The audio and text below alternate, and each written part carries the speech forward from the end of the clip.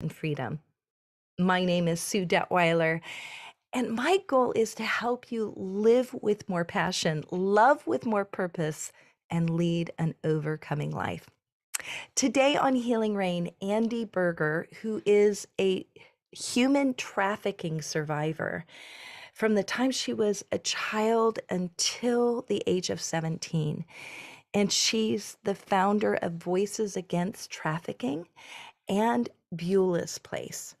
And one of the things I love about Andi is that she has gone through a process of healing and gives all the glory and the honor to God, who's really transformed her. Before Andi comes on Healing Rain, I want to invite you to do something. Go to suedetweiler.com and download 5 Steps of Grace, a journey guide to freedom. This will help you if you have unresolved areas in your life. Begin that journey of healing and wholeness.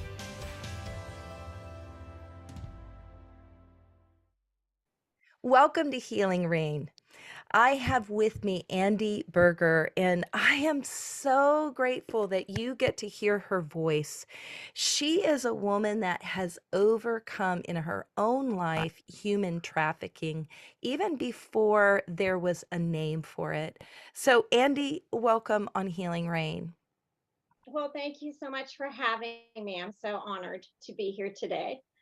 Well, Andi, I want you to know that your voice is so needed today. There's such a need for us to get on the front lines and stop human trafficking.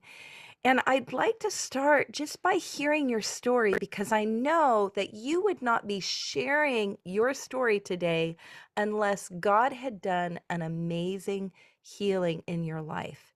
So, how did it start? How talk about how you grew up and what life was like for you. Absolutely.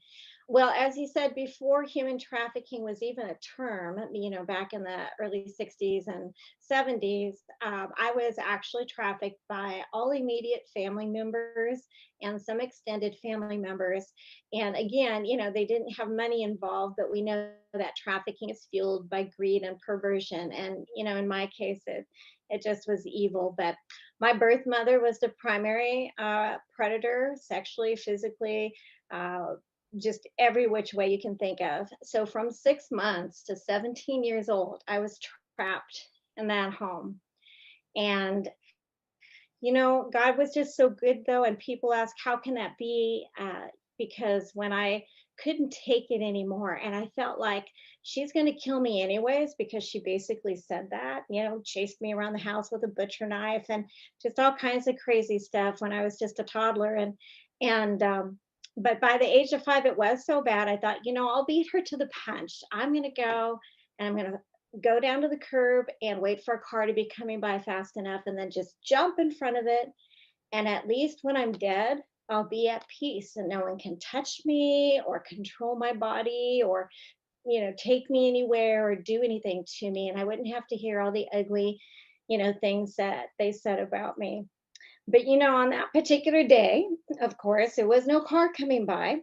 And so while I was waiting, I was looking into this huge sky. It was so blue and so magnificent. And I wondered, how big is it? How far does it go? And did somebody make it? Is there somebody out there bigger than the people hurting me and destroying my little life at 5 years old? And in that moment of wonderment, I heard this beautiful voice in my heart saying, this is not the plan I have for you. Suicide is not the answer. And I listened, and for somebody who couldn't trust anybody at all that I could see, I trusted that voice. And I waited, and no car came by. And so I went back up to my garage and I put my back against it. And I said to no one in particular, if you keep me alive, I'll do whatever you call me to do. And that was the start.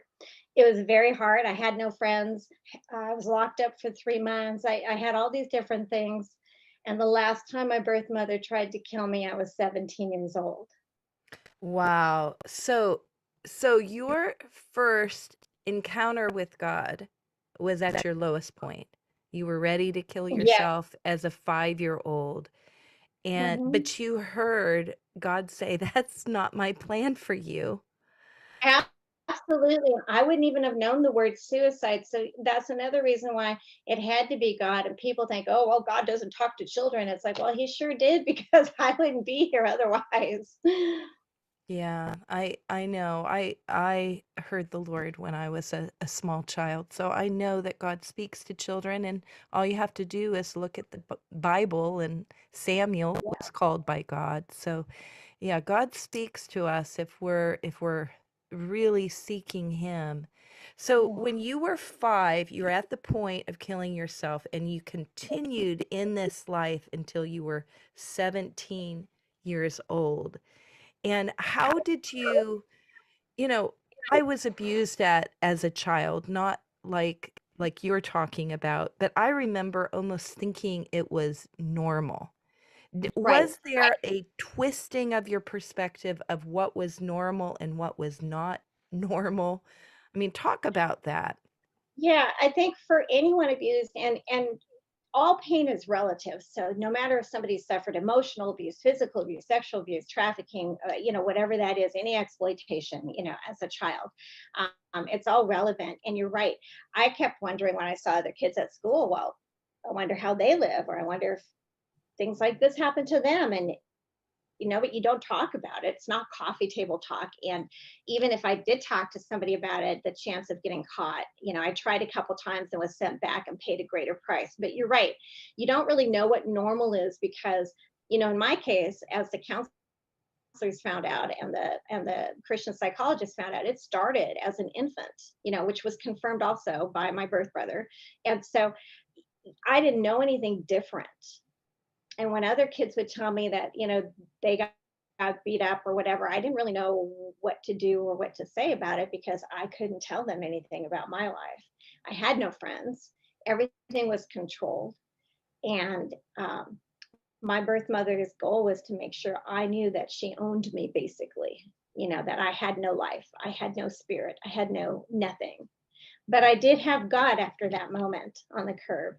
And while it was a blind knowledge or a blind faith, I knew that Jesus existed and I had been taken to church a couple of times. And I just remember seeing this vision and I knew that there was a different life out there. Mhm. So in some ways you were waiting for that different life. How how was your mother raised? Because that doesn't just come out of nowhere. Was abuse a part of her family system? I will guess that yes, I think I did know my birth grandfather, and he was just a terribly I'm just going to say ugly, evil human being. As a child, I was terrified to be anywhere around him. But I'm guessing there was abuse. However, I don't know all the circumstances. And because she would obviously never talk about that because she used the Bible as her reason for abusing us because God gave her that authority. So she had a little twisted view of, what her authority was, what God was. But I would guess there probably was. And I would have people say, well, she was probably abused, so that's why it happened. But that does not excuse the actions.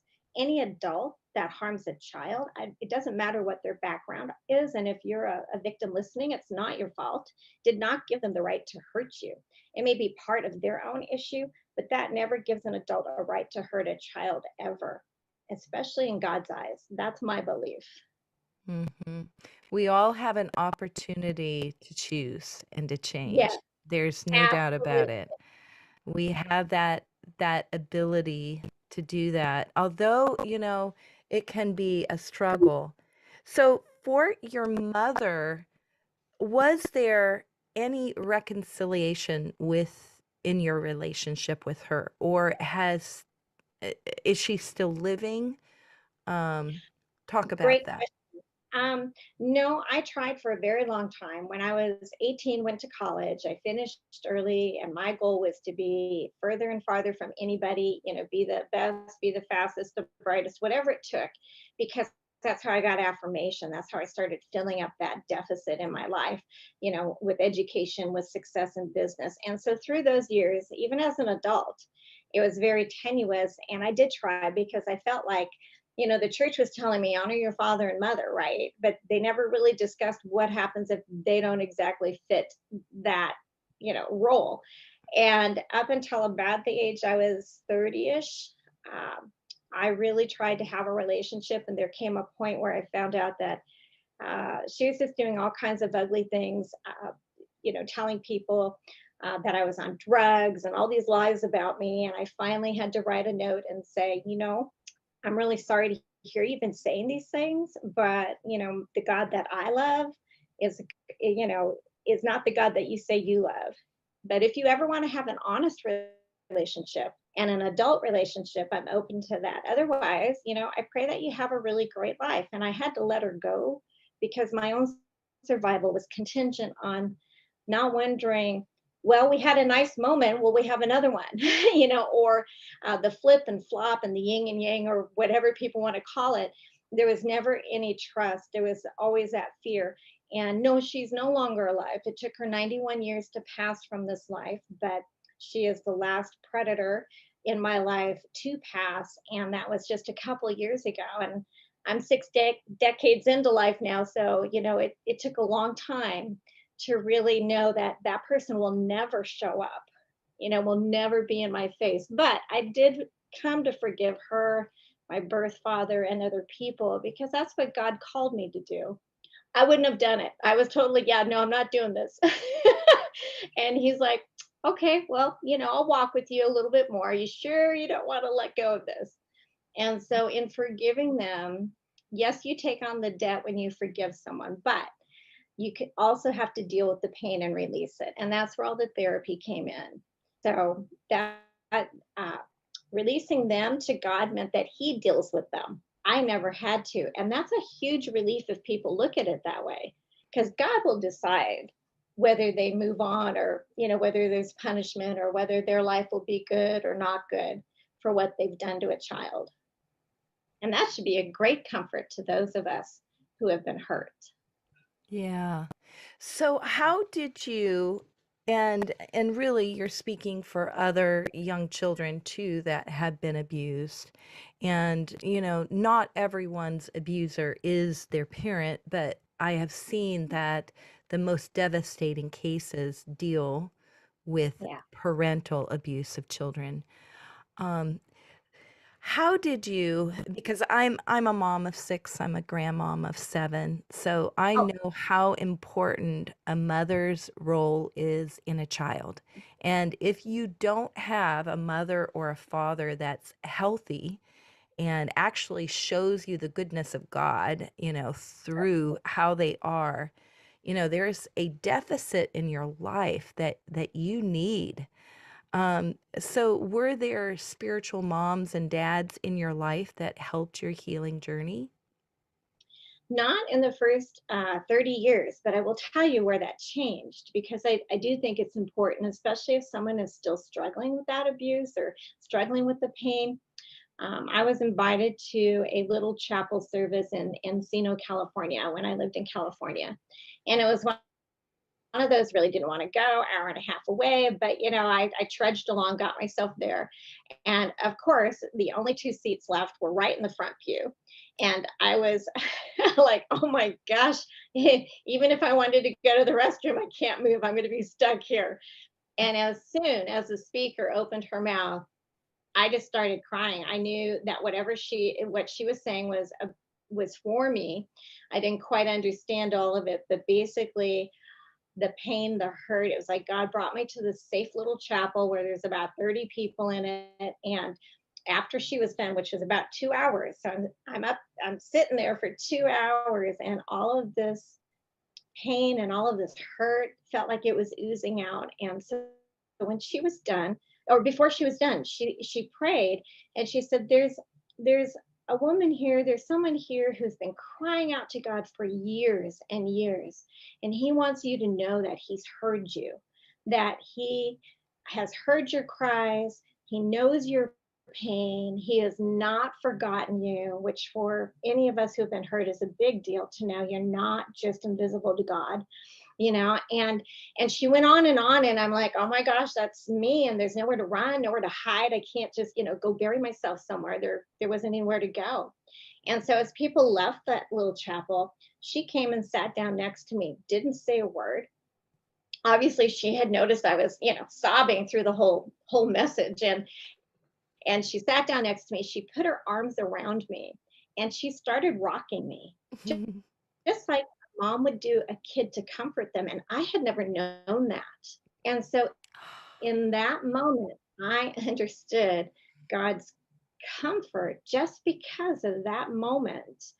And when I walked out of there, it was like this light was all around me. I felt like the Lord, I felt like people could see him in my car because the light was so bright. And I began to feel him. I began to not just have a blind faith, an intellectual faith, but to have an experiential faith with Jesus and with God, and as provider, comforter, friend, all of those things, counselor that you hear about. But if, like you said, if you've never had a father figure or a mother figure, where do Mhm. you learn that from? The internet, Uh-huh. TV, other people's friends.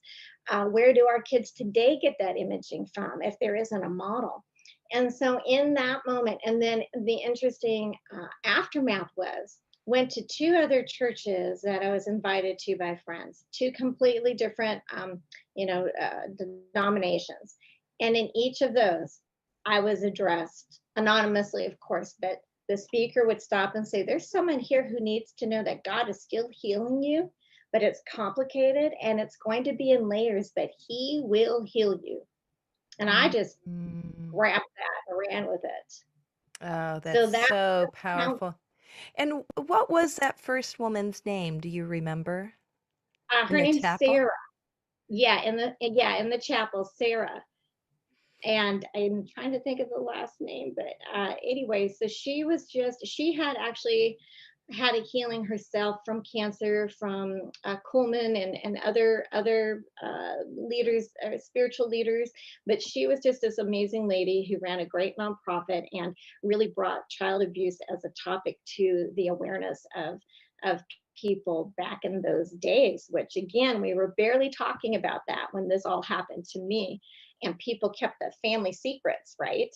So anyway, but that was the pivot point for me to actually begin to understand, God as an experience, as a Yeah. relationship.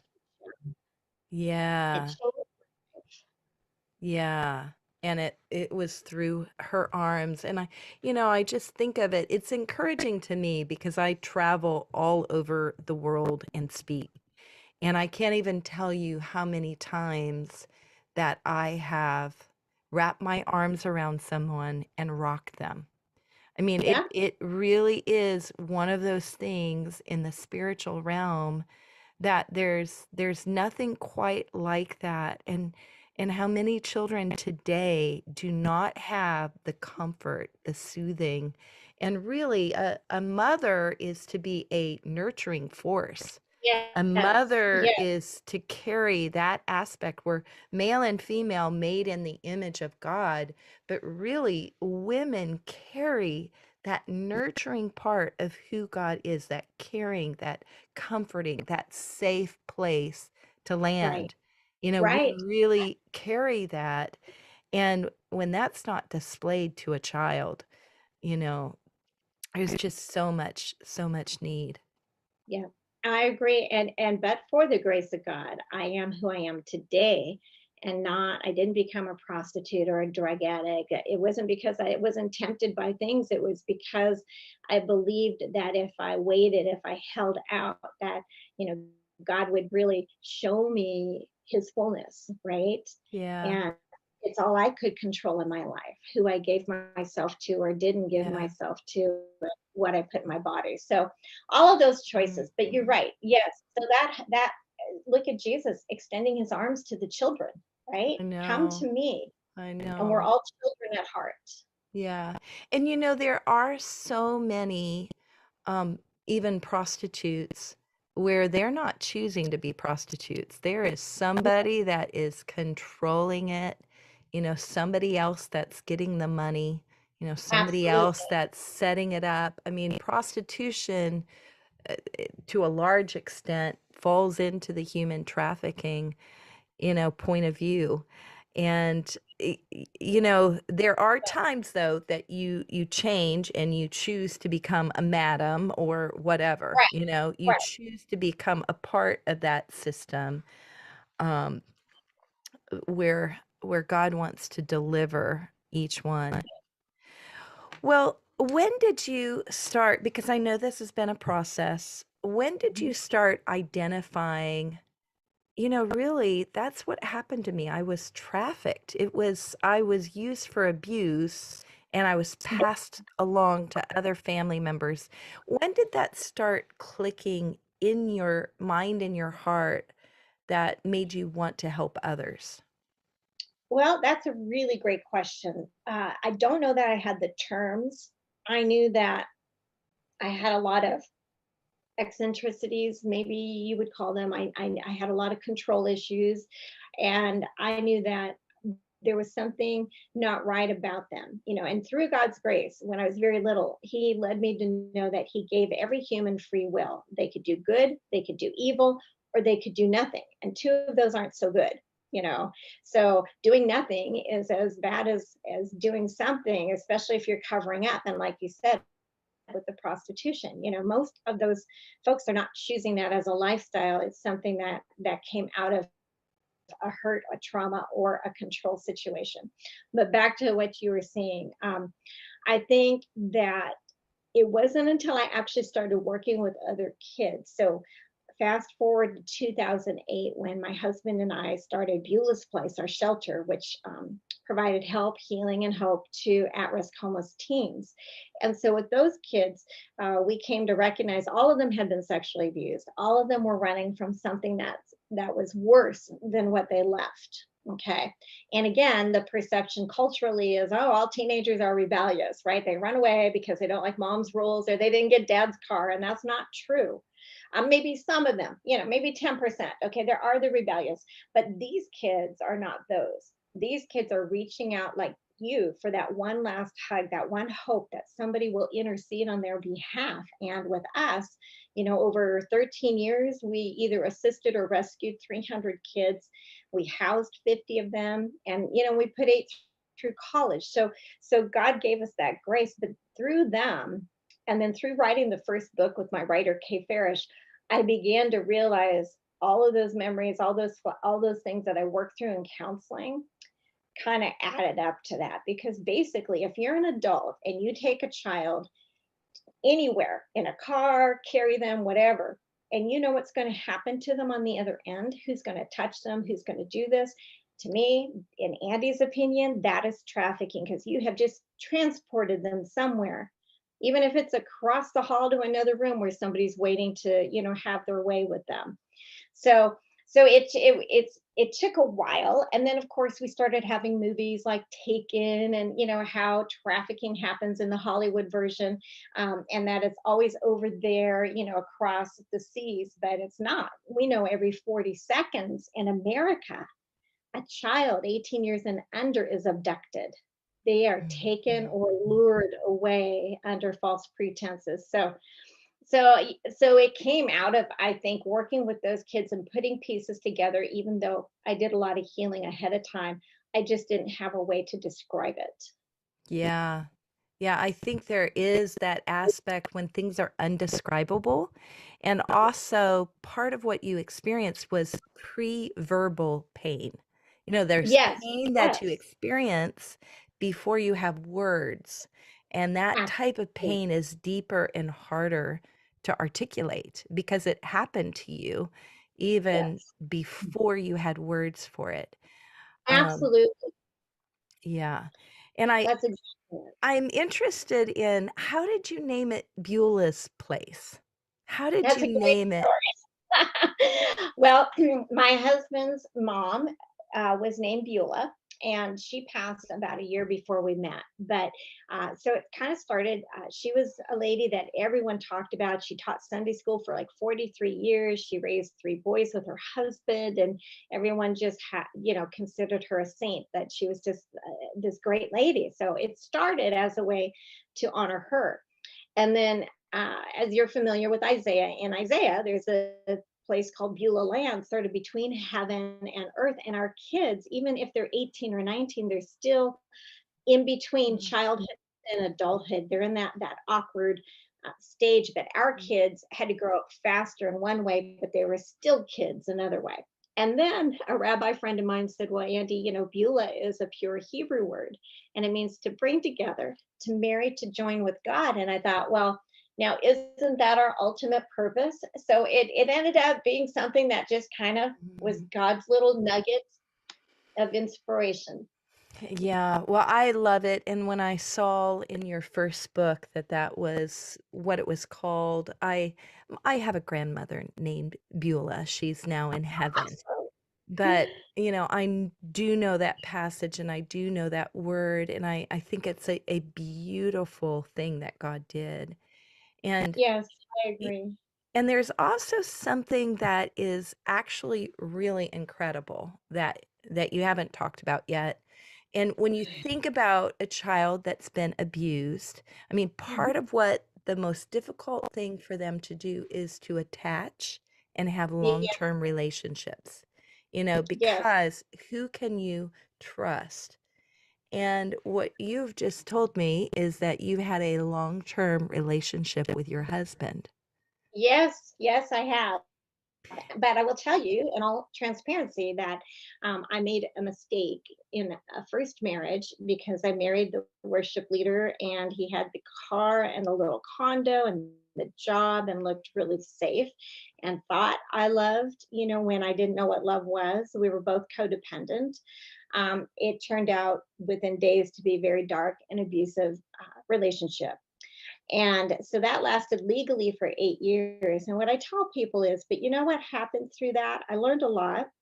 God showed me that even though deliverance doesn't always come in the package you'd like it to, it's still deliverance. And He delivered me from that relationship. And, morally, biblically, always, I was freed. And within 2 years, He brought the most amazing human I've ever known into my life, and that's Ed. And we've been married 22 years. So you can have healthy relationships, but I think what people forget is the healing part. It's not like flipping a switch. It's hard work. It can be painful, but to get to the other side is unlike any other life you'll have. And so I believe that's why I was ready for Ed, because I had to do Mm, all of that hard, painful work. mm. You know, I'm not surprised, as you're talking about that, because it is a very difficult thing to be able to attach to another person and carry a successful long-term relationship. And it doesn't take just one. There are so many that I know that want to have a great relationship, but Yes. their relationship ends up in divorce, and that's not what they wanted. But I want to ask you this because I have a husband that helped heal my heart. I mean, Yeah. I would wake up at times with dreams and memories, and in the middle of the night, he would pull out a scripture book by the bed, and he would literally pray the word of God over me. And he Wow. was a real priest to Really. me and a real healer in my life. And so has Ed been that type of person in your life? Absolutely. I'll tell you, he waited a long time to ask me to marry him. He took 2 weeks. And, and I know. And by 6 weeks we were engaged. But before that time, he sat down one time and he said, I don't know, or I don't understand everything that happened to you. He says, but what I do know is I will never leave you, and I will always be here to listen. I will always listen to you. And those two things made all the difference. And God told me, because I was getting nervous. I thought, wow, this person really loves me. And what if it turns out like the last time? Is it my fault? Am I defective? I went through all of that again.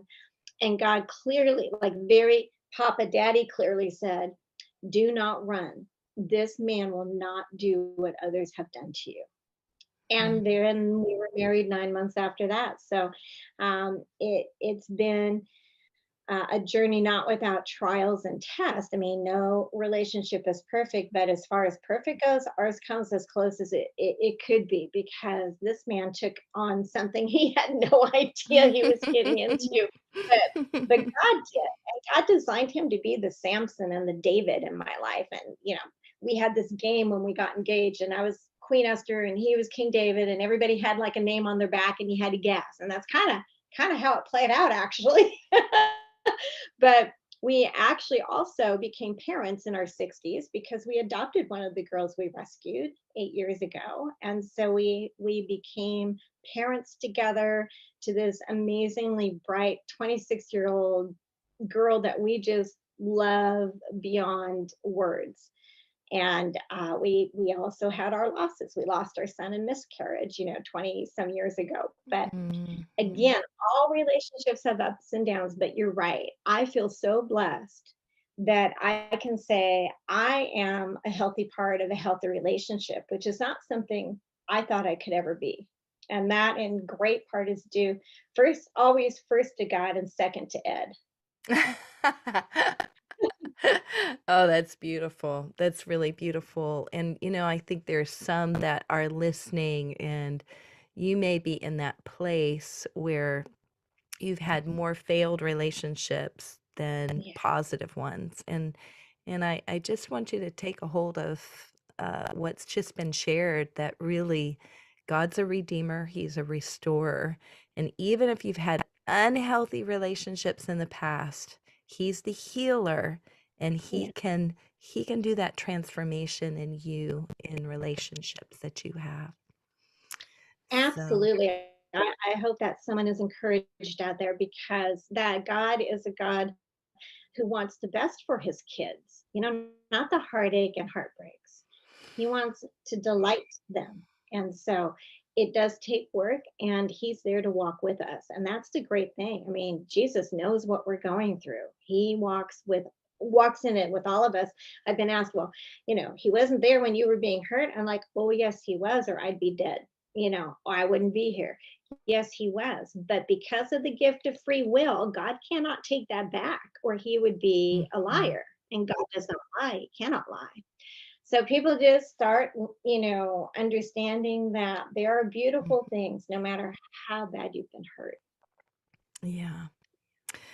Well, Andy, you're an inspiration, and you've started a ministry, Voices Against Human Trafficking, and you have another book out, I believe. Can you tell listeners just how Yeah, they can find you and about this new resource? absolutely. Voices Against Trafficking is a nonprofit, and it came out of an inspiration in the middle of the night. God nudged me and said, more voices. Your voice is powerful, but we need more voices. And so we evolved as a group of anyone, individuals, nonprofits, law enforcement, whoever wants to be part of the solution to human trafficking, with us as the hub, kind of like shepherding the frontliners, as I've been. And so in that mode, what we do is we affect policy, legislations, we help communities get safer, help parents learn more about how to protect their kids, and then, also rally to get predators put in jail for life without parole or early release. Because the only thing that helps a victim, especially if they don't know God yet, is for that predator or predators to be dead or locked up. So they can contact me directly at voicesagainsttrafficking.com. And also on voicesagainsttrafficking.com, there's a whole list of helplines and hotlines, whether it's suicide prevention or human trafficking tip line or child abuse. If you need help, if you feel you're on the edge and maybe you're feeling like you might hurt your child or a grandchild or someone else's child, call that line, because we're all under stress. Life's crazy right now. We all know that. But together as a group, collectively, our voices will be the victory, because it started with God's voice. Mhm. Thank you, Andy. That's great. It's a wonderful thing that you've built a resource like this. And I also rejoice with you that he's given you a 26-year-old daughter. There's nothing like adult kids. It's such a wonderful, wonderful thing. They are So great. You should see me the day we signed the papers. I'm running through Safeway. I'm adopting my daughter today. I get a it's really a beautiful, beautiful thing. So yeah. your whole story is a story of healing and redemption. So thank you. Thank you for sharing that with the Healing Rain community. Thank you And for having me. I'm so blessed that you would invite me. So thank you again. And please, keep in touch because anyone that we can touch together is just more people that will heal and praise God for it. yes. Well, as we close today, I'm so grateful for Andy's transformational story of healing. And just know wherever you are on your healing journey, that God is for you. So, who can be against you? And I want to encourage you to begin to share your story in a way that your story begins to help others. And we would love to hear from you. Reach out to us on social media at Sue Detweiler and let us know how we can pray for you and believe with you for wholeness, healing, and freedom in your life.